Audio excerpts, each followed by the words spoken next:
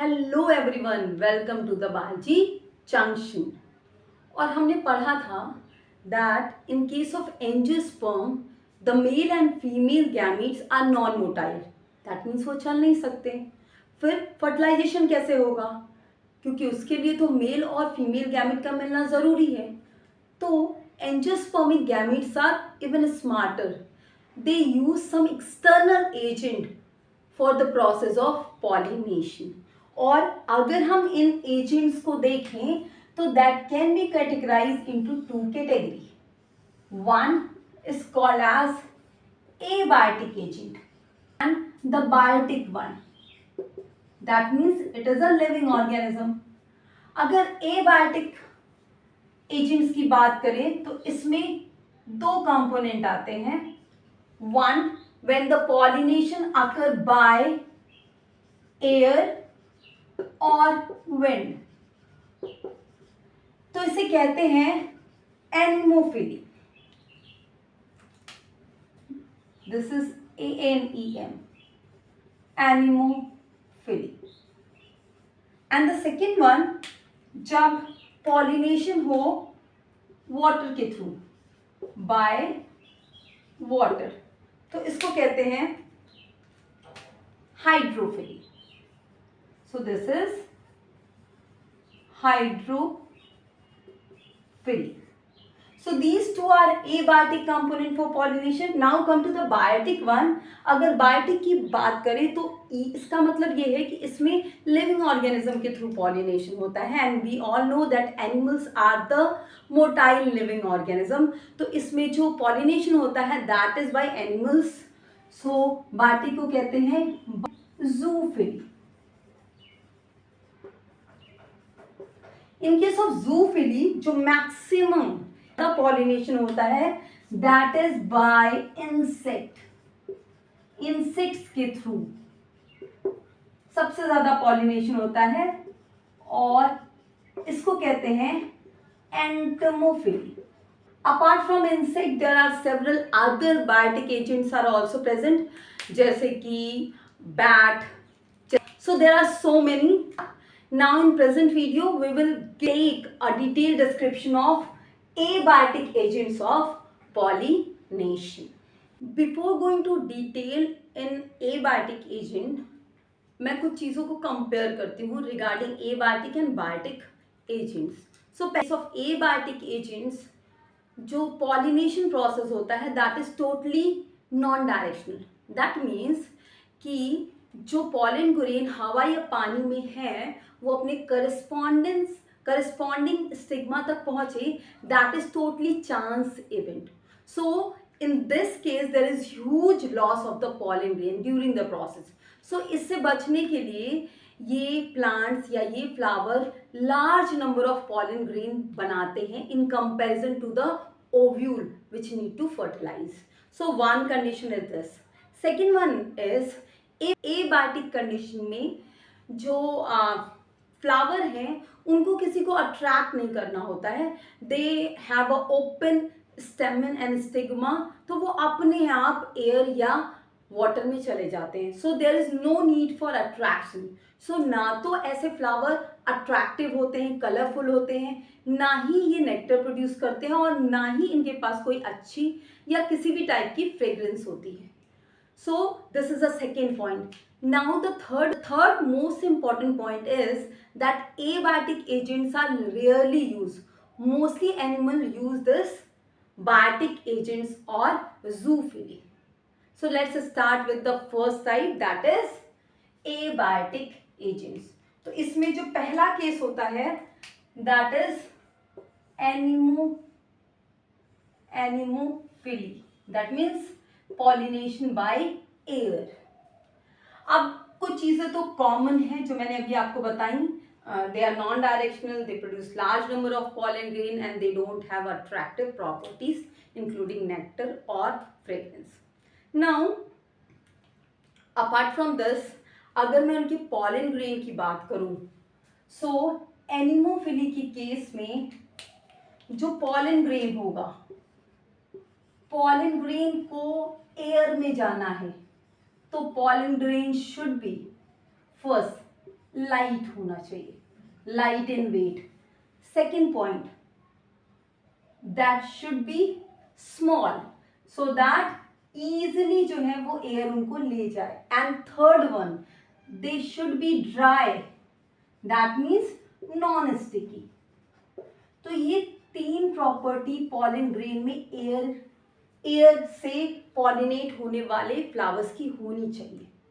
Now come to the stigma. तो अगर हम स्टिग्मा की property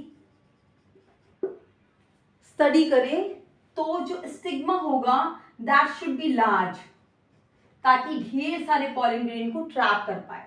that should B large, that should B hairy so that जो trapping mechanism है, hairy, जो ट्रैपिंग मैकेनिज्म है वो आसानी से हो पाए. And the last one should be sticky. कैसे होगा sticky? By the mucilage secretion ये स्टिकी हो जाएगा. तो पॉलन ग्रेन में ये प्रॉपर्टी, स्टिग्मा में ये प्रॉपर्टी होनी चाहिए of anemophily. So anemophily are common. Second example जो आपको याद रखना है, तो वन थिंग ग्रासेस याद रखना आपको, सेकेंड थिंग याद रखना है एग्जाम्पल में Pinus. Pinus you know this is a gymnosperm conifer है. तो इसमें इसके रिस्पेक्ट में आपको कितनी बातें याद रखी है. Number first, that Pinus have a winged pollen grain. जो पाइनस का पॉलन ग्रेन होता है दैट इज विंग्ड. उसका स्ट्रक्चर कुछ ऐसा होता है, तो विंग्ड स्ट्रक्चर होता है. That is second thing about the Pinus is sulphur shower, या एक और नाम से क्वेश्चन आता है येलो क्लाउड. सो सल्फर शावर या येलो क्लाउड क्या है? तो इन case of spring season, spring season में क्या होता है कि जो एंथर होता है वो मैच्योर होता है, और ये कोनिफर्स है तो कोन्स बनाते हैं. तो इन अ स्प्रिंग सीजन जब एंथर मैच्योर होता है तो पॉलन ग्रेन्स उसमें से बाहर निकलते हैं and they spread in a air like a cloud. And because they have a yellow colour सो उसको कहते हैं येलो क्लाउड, और इसी को कहते हैं सल्फर शावर भी. तो that is a phenomena which occur due to the dehiscence of the anther. Now come to examples. So in case of anemophily आपको कुछ examples याद रखनी है and they are very important. जिसमें first है that is anemophily जो commonly पाई जाती है that is in grasses. So now the next example is corn cob. corn cob का प्लांट देखेंगे exactly जो आप खाते हैं, तो उसके बाहर की तरफ आपको हेयर लाइक प्रोजेक्शन दिखते हैं ढेर सारे, ये कॉप के साइड में. So that is called as tassel. This tassel is actually stigma and style, that वो ज्यादा से ज्यादा पॉलन ग्रेन को ट्रैप कर सके. So these are the examples of anemophily. या now the second abiotic agent that is water, hydrophily. Actually हम लोग सोचते हैं कि जो भी प्लांट वाटर में रहते हैं उनका पॉलिनेशन वाटर के थ्रू ही होता होगा, but that is not correct. Actually this is a rare phenomena जो बहुत कम होता है. केवल 30% एंजियोस्पर्मिक जनरा में वाटर पॉलिनेशन होता है. इसमें से भी मैक्सिमम जो है वो मोनोकॉटलेटन्स है.